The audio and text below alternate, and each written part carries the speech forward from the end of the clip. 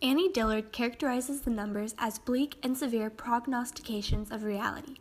Under normal circumstances, numbers merely validate an idea, but in this novel, numbers alone have the power to substantiate a claim without a single word of commentary from the author.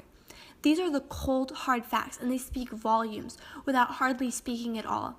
The mournful silence created by the minimalistic commentary allows for the overwhelming figures to hold such a profound message. The text reads, Stalin starved 7 million Ukrainians in 1 year. Pol Pot killed 2 million Cambodians.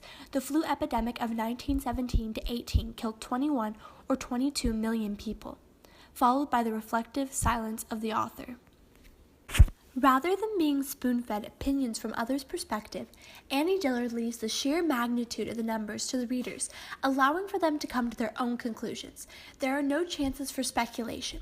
The truth is that the world is infinitely larger than one could ever imagine, and the individual's existence is a microscopic component in the community of humanity.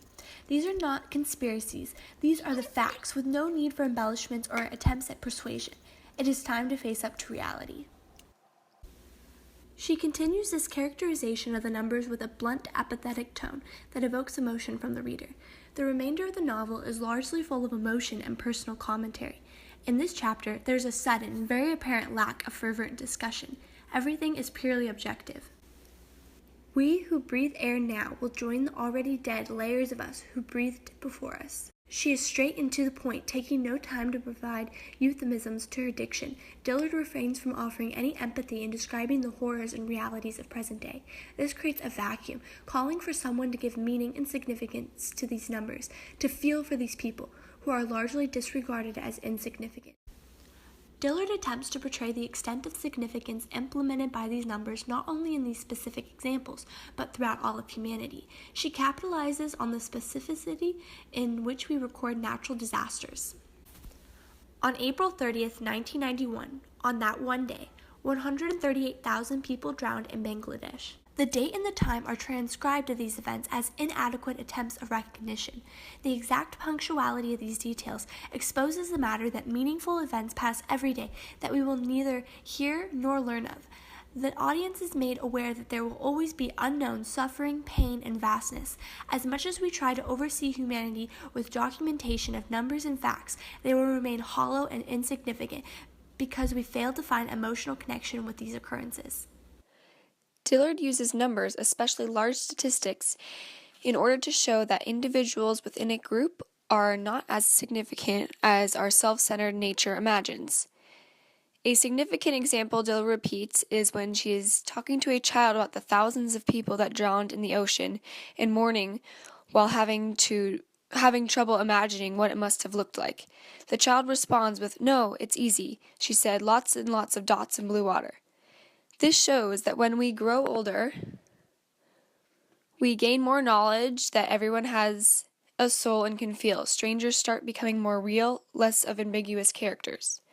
Children are also in a stage of psychological development where they are self-centered and only think about their immediate wants, needs, and feelings without thinking long-term consequences or how others feel, much less thinking about strangers' lives.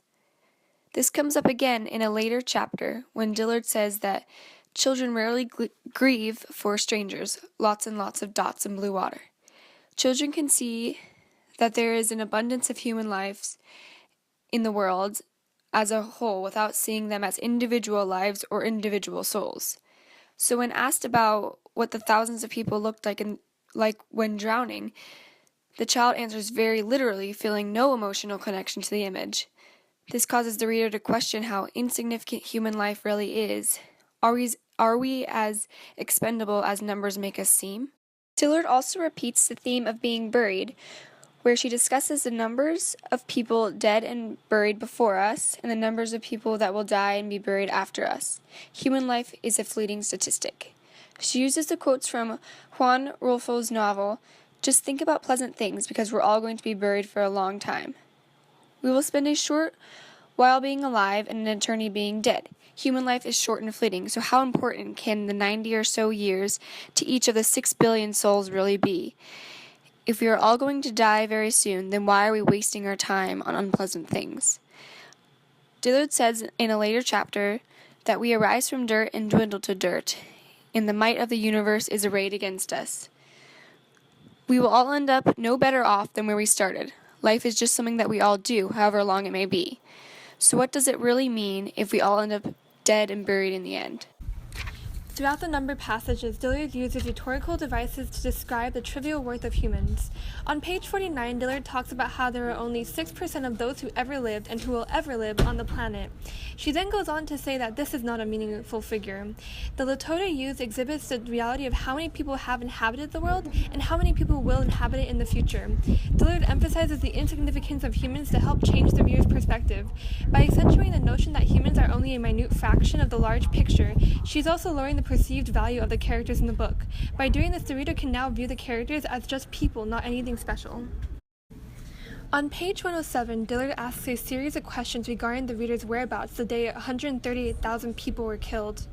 She ends by asking the reader if the anguish lasted for days or weeks. The rhetorical question aims to tell the reader how significant people are. 138,000 people die, and the rest of the world seems to not really care. The reader may not be able to recall this event because the worth of humans is so little in the reader's mind. The question makes the reader come to the realization that humans are not important, but we are just numbers or figures in the world. Through this realization, the reader develops a mentality in which characters they read in the book are just, again, characters. The same message can be seen on page 130 of the book. When talking about how many people die of various diseases, Dillard asks, do we blink when these occur? The rhetorical question aims to prove that humanity, even in human perspective, is insignificant. Dillard overloads the reader with these statistics and facts and ends up with the question to make the reader realize that even they view humans as unimportant. For every day, tons of them die gruesomely without being noticed by others. By using the rhetorical question, the reader is reminded of the indifferent attitude towards humans necessary